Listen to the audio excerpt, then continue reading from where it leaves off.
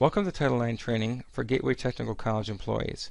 My name is Josh Vollendorf. I am the college's compliance manager, and I'm going to lead you through this Title IX session.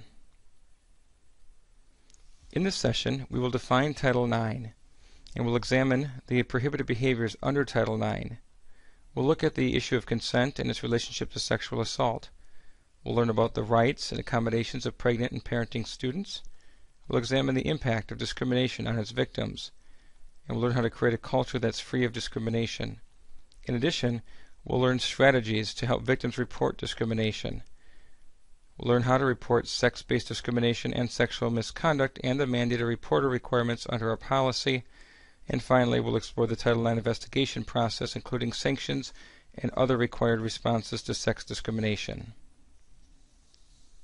Title IX was passed in 1972 and states that individuals have a right to participate and receive the benefit of all educational programs and activities. Any institution that receives any form of federal financial assistance must comply with Title IX. At Gateway, we strongly affirm Title IX and have incorporated the requirements of this law in a comprehensive anti-discrimination policy. There are two other federal laws that inform the college's work around Title IX. Title IX, as we noted, prohibits sex-based discrimination and requires colleges to address all forms of sexual misconduct. The Clery Act and the Violence Against Women's Act, or VAWA, add additional requirements relating to sex-based discrimination.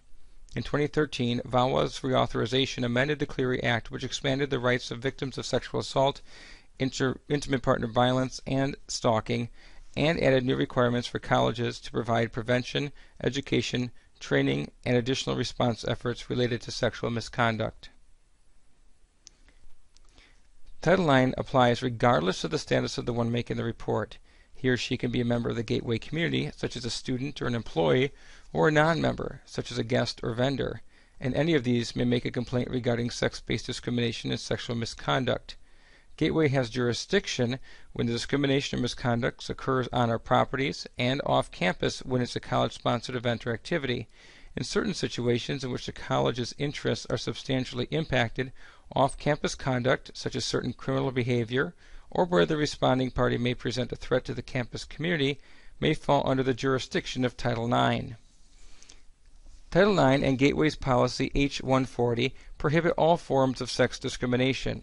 Among these are sexual exploitation, non-consensual sexual intercourse, non-consensual sexual contact, sexual harassment, stalking, bullying, intimate partner violence, and retaliation from anyone who makes a report or participates in the equity resolution process for sexual misconduct.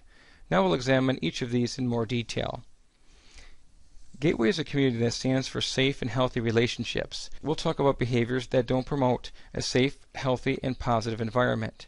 The following behaviors are prohibited forms of behavior and fall under the Title IX sexual misconduct policy. Non-consensual sexual intercourse. This is sexual intercourse with a person without their consent and or by force or threat of force.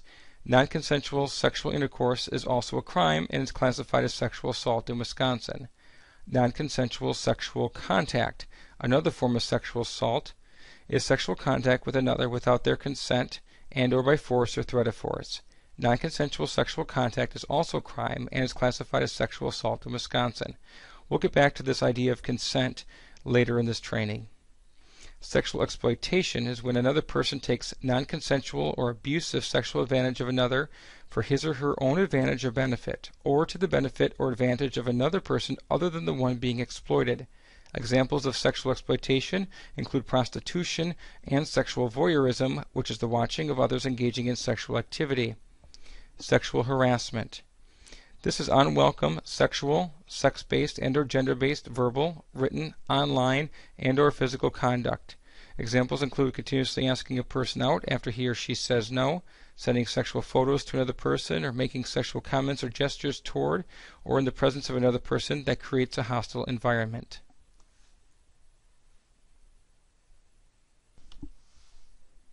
Stalking is another form of prohibited conduct. And stalking can take two forms, so the second form is the most common. Stalking in this situation is defined as repetitive and menacing pursuit, following, harassing, and or interfering with the peace and or safety of another. Examples of stalking behavior include appearing at someone's school, workplace, or home unannounced and uninvited, sending unwanted calls, texts, or emails, may include calling and hanging up, giving and sending of unwanted gifts, spreading rumors about that person online or in person, using social media and other people to gather information about that person, monitor them or their location, or causing property damage. Intimate partner violence is also prohibited conduct as defined as violence or abuse between two people who have had an intimate relationship with each other or are currently involved in an intimate relationship with each other. An example would be a boyfriend who shoves his girlfriend into a wall upon seeing her talking to a male friend. This physical assault based in jealousy is a violation of the intimate partner violence policy. Or an ex-girlfriend who shames her female partner, threatening to out her as a lesbian if she doesn't give her ex another chance. This is a form of psychological abuse under the intimate partner violence policy. Bullying is the repeated and/or severe and aggressive behavior that can rise to the level of a Title IX violation. Lesser behaviors that don't rise to this level may be protected by the First Amendment. And finally, retaliation against anyone who files a complaint or is involved in the equity resolution process is swiftly and strongly addressed by Gateway. Retaliation is a separate violation and will be investigated and sanctioned separately from any other Title IX investigation. So we're going to do a quick mini assessment of what we learned about Title IX so far. We'll look at 4 brief scenarios. I'll give you a few seconds to identify the type of sexual misconduct represented by the scenario. In the first one, instructor insists that a student have sex with him or her in exchange for a good grade. This is a form of sexual harassment known as quid pro quo, or this for that. It's a good grade in exchange for sex. In scenario 2, an ex-girlfriend shames her female partner, threatening to out her as a lesbian if she doesn't give the ex another chance. This is a form of intimate partner violence, as it is psychological abuse. Number 3 is a student repeatedly shows up in another student's class and other events on campus despite being told that he is not interested in a relationship and that the attention is unwanted. This is a form of sexual harassment. Our final one is a student from Organization A participates in sexual misconduct investigation against the responding individual, also a member of the same organization. The student subsequently removed as a member of organization because he participated in the investigation. This is a form of retaliation. So let's go back to the issue of consent. We noted that non-consensual sexual intercourse and non-consensual sexual contact, as well as some other violations under Title IX that occur without consent of the individual involved, can constitute a policy violation. Consent is a critical element and must be obtained prior to engaging in sexual activity. This video will review the concept of consent in a very relatable way. Hi, I'm here and I'm trying to figure out what consent really is and how to get it right. Hey, can I borrow your phone? No. Foiled. Hey, can I have your phone? No. Damn! Hey, give me your phone! Victory. Was that consent? No, that was coercion. Consent must be voluntary. Jonathan? Yeah? Hey, can I borrow your phone really fast? No. Okay, great. How about now? No, clearly he was incapacitated and could not give consent. Hey, can I borrow your phone? He didn't say no. Did I get it right? No, 2 negatives do not make a positive. The absence of no does not mean yes.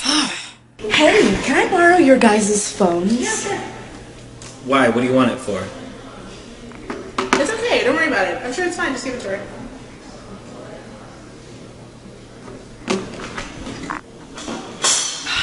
Tell me I'm good. Group fonts make things complicated. Looks like the middle person was intimidated. Sorry, no go.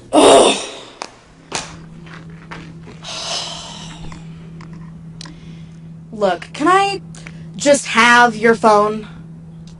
Yeah. Just no text or international calls. Are you comfortable with me changing your ringtone? As long as it's not disco. Can I play with your game center? No, my games are sacred to me. But you can update my software. Shazam? Shazam. Oh. Tell me, please. A conscious, voluntary decision without coercion or intimidation with clearly spoken boundaries. Congratulations. Yes.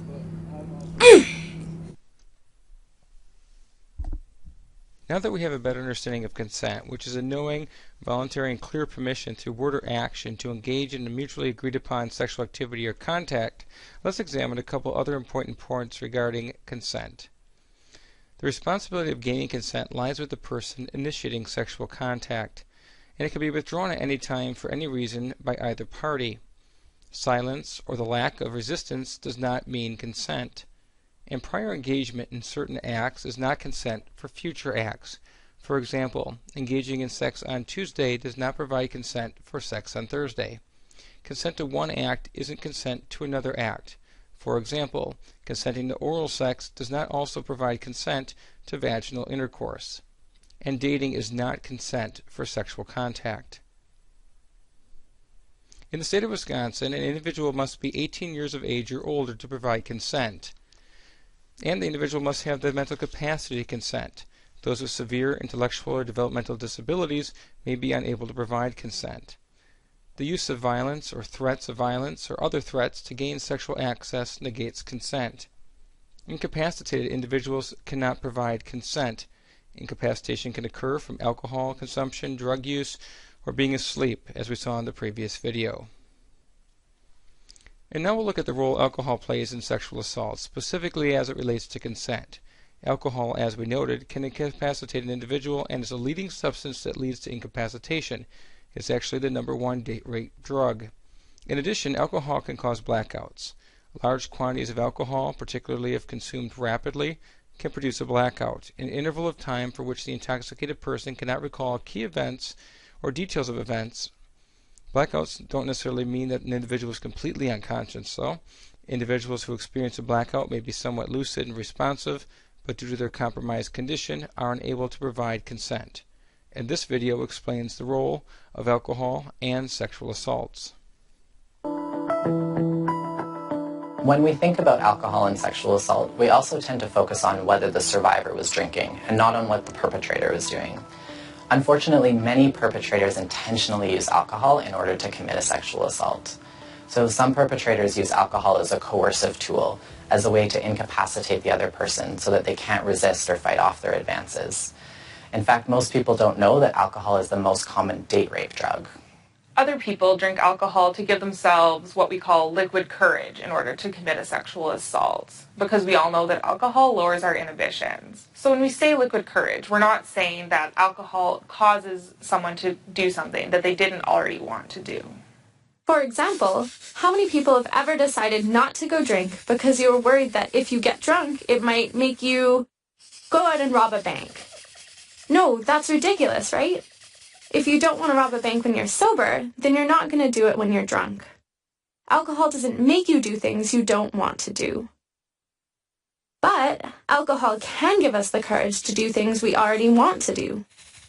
For example, if you really wanted to sing karaoke at the bar, but you were a little shy about doing it, after a few drinks, you just might find yourself in front of a crowd singing your heart out. The alcohol didn't make you sing karaoke, it was something you wanted to do anyway. For some people who commit sexual assault, the alcohol provides enough liquid courage for them to do something they already wanted to do. Other perpetrators drink alcohol to excuse their behavior by saying that they were too drunk to realize what they were doing or that they thought the survivor consented. But the reality is, when someone is so drunk that they don't even know what they're doing, they're not going to have the motor coordination it would take to force another person to do something that they don't want to do. Ultimately, being drunk is not a defense or an excuse for sexually assaulting someone, just as it's not an excuse for any other crime, like robbery, vandalism, or even physical assault. As you can see, it's really common for people to falsely attribute the cause of sexual assault to the fact that someone was drinking, whether it was the survivor or the perpetrator. But it's so important for us to recognize that alcohol doesn't cause sexual assault. Only people who commit sexual assault do. Let's think about the real-world impacts of buying into these myths for a second. What message do we send to people who've been sexually assaulted when we believe these ideas like it happened because they were walking home alone at night? or drinking, or wearing provocative clothing. We're sending them the message that they're to blame for their own assault. And on the flip side, what message do we send to people who commit sexual assault when we believe ideas like they were too sexually turned on to control themselves, or they were too drunk to know better, or that the sexual assault happened because of a miscommunication? We're sending the message that they're not responsible for their actions. We excuse them. You see, these two ideas work together. When we blame survivors, we're automatically excusing perpetrators. And when we excuse perpetrators, we're automatically blaming survivors. However, when we can move beyond this way of thinking and no longer blame survivors for what someone else has done to them, we automatically identify ourselves as somebody who would be a good supporter. So far, we've learned about the types of prohibited sexual conduct and the role of consent. Now we'll put it all together as we look at this case vignette together. After we read through this vignette, we'll answer these three questions. What are the issues in this situation? Does the college have jurisdiction over this matter? And is there a concern about a possible Title IX policy violation? I'll read this vignette to you, and then we'll have you pause the video to consider these questions. Jane's a second-year student in the automotive technology program at a technical college. She's regularly subjected to suggestive jokes, remarks, and questions about a woman's sexual behavior by other students in the class. Many of these jokes are overheard by the instructor. Jane's asked her classmates to stop, but they only do so for a few days. She's never complained to her instructor because she doesn't think that he'll do anything, as he hasn't done anything yet. Let's look at the first question. We have students who are overhearing and witnessing sexual gestures and comments by classmates in an open classroom. The instructor hasn't taken action regarding the comments and gestures. The students haven't yet formally brought forward a complaint to the instructor. So what does this all mean? Did the instructor have to have actual complaint from the student to take action? And the answer is no. Because the instructor knew of the situation, and in a situation where someone should have known of misconduct, like the instructor, and thus the college would have constructive notice of the violation. The instructor is responsible for taking immediate action to stop the behavior, and if necessary, if it rises to that level, to report it to the Title IX office via a maximum report. And the second question is about jurisdiction. In this case, does the college have jurisdiction over the matter? The context of discrimination occurs in a college classroom and involves two or more college students. As a result, we have jurisdiction over this matter. And finally, do we have a possible Title IX violation? Based on the information, students in class making sexual comments and gestures openly and heard by others, there is a likelihood that this violates Title IX. These comments are objectively offensive and have a high potential of creating a hostile environment. Another important protection provided by Title IX applies to students who are pregnant or parenting. Title IX defines pregnancy discrimination as a form of sex discrimination. Before we examine the rights and accommodations afforded to pregnant and parenting students, let's talk about why protections such as these are so important. Historically, discrimination against women who are or become pregnant while attending school has resulted in educational setbacks. Consider these statistics that highlight the importance of these protections. Over 2 million college-age women between 18 and 24 become pregnant each year. About 26% of undergraduate students are parents. 43% of parenting students are single mothers, and 32% of college women are raising dependent children. 61% of women who have children after enrolling in community colleges fail to finish their degree, which is 65% higher than the rate for those who don't have children. And unplanned births account for nearly 1 in 10 dropouts among female college students at community colleges and 7% of dropouts among community college students overall. And to help put an end to the high dropout rate of pregnant and parenting students, Title IX prohibits discrimination against students who are pregnant, have a child, experience false pregnancy, or have a termination of pregnancy and the recovery from those conditions. Recovery includes things like bed rest, medical appointments, and the like. Students who are pregnant or parenting have a right to remain in college and fully participate in all college has to offer, including equal access to education and all programs and activities without restrictions. In addition, these students have a right to an educational environment free of negative and harassing comments based on either their parenting status or their parental status. Students who are pregnant and those who are parenting can receive a variety of accommodations based on their medically documented needs. Students requesting these accommodations work with disability support services, who in turn work with the instructors to implement the accommodations. Accommodations are provided on a case-by-case basis, but generally include the opportunity to make up missed work in exams, to have any attendance and participation points excused or waived, to participate in internships and clinicals, and to express breast milk as needed. Accommodations are not provided to parenting students for parent-child bonding and child care needs. In addition, parenting and pregnant students who utilize accommodations cannot have their scholarships or financial aid impacted. Students who are pregnant or parenting are encouraged to contact disability support services early in their pregnancy to receive accommodations. Instructors can refer students to disability support services for accommodations and should use the approved Title IX language in their syllabus so students are informed of this right under Title IX. Because accommodations for pregnancy and parenting students are retroactive, it's easier and best practice to provide accommodations in real time rather than going back a semester or two. Now that we've learned about sex-based discrimination, we'll take some time to look at its impact on victims of sexual misconduct and discrimination, specifically as it relates to sexual assault. This video provides first-hand testimonies from victims of sexual assaults. I never thought I'd be the 1 out of 4 women to be sexually assaulted in college. I'm so independent and strong, but here I am feeling like a statistic.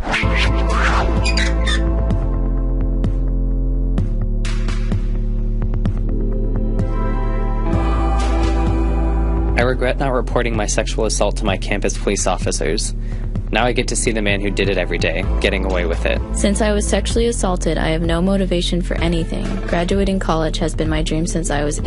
Now I just don't care anymore. Just another thing he took from me. I moved an hour away to a new college for a new start, and I was sexually assaulted by a friend in the first 3 months. I was sexually assaulted by my roommate in college. My best friend knows, he's still friends with her. I'm a gay guy in college, and a few months ago I was sexually assaulted by another guy. I haven't told anyone, and I'm scared he'll do it again. I was sexually assaulted at college. Nobody believes me. Not even my own parents believe me. I was sexually assaulted in college. I thought I was able to make peace with it, but last night I had a dream I was raped again. Now I can't stop shaking and crying. I'm going to be sick. I was sexually assaulted while under the influence by someone I trusted during my first semester of college. Because I haven't found the right way to cope, I either isolate myself or have sex too fast. I can't tell my mom that I was sexually assaulted here in college because she has enough to worry about back home, 700 miles away. After I was sexually assaulted in college, my boyfriend at the time cheated on me because he said he should get to sleep with someone else too.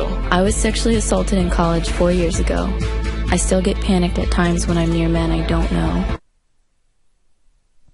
All forms of sex-based and other types of discrimination can impact individuals in different ways. The effects can be physical, psychological, social, education, and/or health-related. This chart, taken from CDC data, shows the impact of discrimination on its victims. Understanding the impact of discrimination can help us empathize with those who have gone through such difficult experiences. There are many reasons why people who have witnessed sex discrimination don't take action. We'll examine some of those reasons, but it's important to keep in mind that victimized employees and students tend to act passively to sex discrimination because of competing goals. They avoid reprisal while maintaining their status and reputation, and not all sex discrimination events are witnessed, but when they are, even in hostile environments, people often don't take action. We have to keep in mind that we are all responsible for the safety and well-being of one another. So let's examine some of those reasons. These include the ambiguous nature of sexual harassment. People may not recognize it or see it for what it is. The degree of work experience influences someone's sexual harassment perception. Individuals with less experience in the workforce have a tendency to perceive the situation as something other than harassment. One's lack of confidence in their own definition of the situation that they observed. They may think they're making it out to be more than it really is. And the belief that it's not my problem and that they shouldn't get involved often comes in the way of taking action. Other attitudes and beliefs can impact failure to act, including beliefs that it's normal for people to fight, or thinking that the person deserved it or started it, or that no one else cares that it's happening. They may believe that they're not a tattletale and shouldn't tell or take action, or by intervening it may make things worse, and they may fear retaliation. Despite all the reasons cited to not take action, in order to create a positive and safe environment free of discrimination, all employees should be engaged bystanders. someone who says something and does something about sex discrimination and intervenes before, during, and after a situation when they see or hear behaviors that promote a sexually discriminatory culture. So we need to recognize situations that require action. It can be difficult to take action. Someone may feel uncomfortable, embarrassed, or unsure of what to say or do when they need to intervene. So we're going to use a few case scenarios to become more familiar with how to engage when we witness discrimination. So imagine this first scenario. You're sitting in the atrium catching up on some work, and you see someone sitting on a couch reading a magazine being watched by someone nearby. You see that the stares are making that person feel uncomfortable. What can you do? In this scenario, you can go and sit next to the person or place yourself in between the two people to block their stares. In this scenario, you're in a classroom and a group of students start to make sexual comments and gestures to one another. Another student nearby is trying to ignore the comments, but you can see that he or she's upset. What do you do? In this scenario, you can tell the group of students that's making the comments to stop making those comments and gestures because their behavior is making someone else uncomfortable and it's offensive. If they continue, they can be referred to the Title IX office and the campus dean and possibly removed from class if necessary. In this scenario, you're walking down the hall and you hear one student tell another student who is male to stop acting like a girl. What do you do?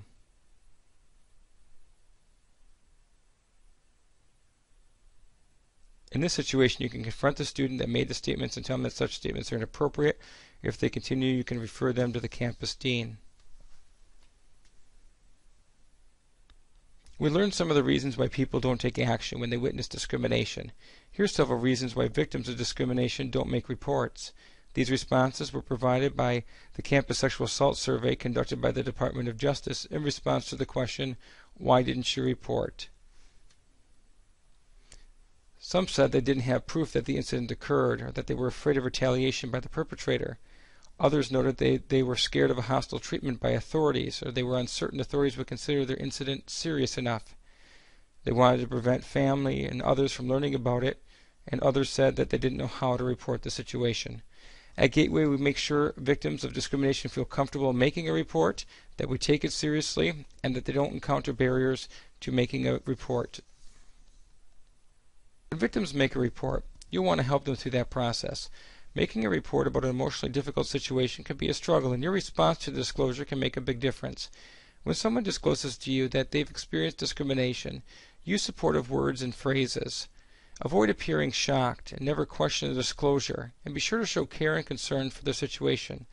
The use of certain phrases such as those on the screen can provide needed comfort, acknowledgement, and support to help someone who's disclosing discrimination.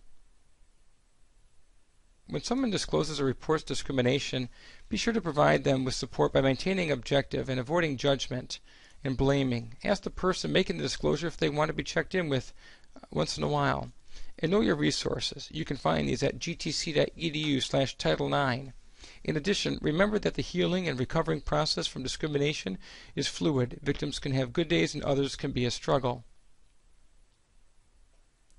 And keep in mind that you are a mandated reporter. When someone reports to you, notify them that you are obligated to report this information to the Title IX office, and the only exception to mandated reporting are student support counselors. If you receive a notice of discrimination, you must immediately file a report. All employees, including adjunct faculty, student, and casual workers, must report any sexual discrimination brought to their attention, observed by them, or that is part of a hostile environment, even if it's resolved by them or another campus authority. The only exception to this requirement are student support counselors acting in their official capacity. Failure to report violations of Title IX can result in employee discipline. To file a Title IX report, you complete a Maxent report by going to gtc.edu/Title IX or gtc.edu/security. In urgent cases, you can contact either of the Title IX officers listed on this screen. Once the Title IX office receives a report of sex discrimination or sexual misconduct, we must immediately begin an initial inquiry in which we gather basic facts about the allegation. If this information indicates that a policy was likely violated, we initiate a full investigation and, upon conclusion of the investigation, make a determination and possibly issue sanctions. The Department of Education and Gateway Policy require that an investigation be thorough, reliable, and impartial. In addition, the equity resolution process must be prompt, usually completed within 60 days, effective and equitable to both sides and both parties. The college must also provide remedies when discrimination is found. These remedies require the college to end discrimination, prevent its recurrence, and, if applicable, to remedy the effects of discrimination upon the victim and college community. When making a determination relating to sexual misconduct, the college uses the preponderance of evidence standard. This means that if the information evidence gathered during the investigation more likely than not indicates a policy violation, we will determine that a policy violation has occurred. Upon finding that a policy violation has occurred, the college may issue sanctions against the responding party. The type and level of sanction depends on the specifics of any particular case, but can range from a warning to expulsion for students and termination for employees. The sanction used must be equitable and consider multiple factors depending on the circumstances of that situation. Victims can assert a Title IX claim via a lawsuit and seek monetary damages and adjunctive or declaratory relief. And they can also file a complaint with the U.S. Department of Education Office for Civil Rights. It is the college's goal to prevent sexual discrimination in the first place, and if it does occur, to provide appropriate remedies internally.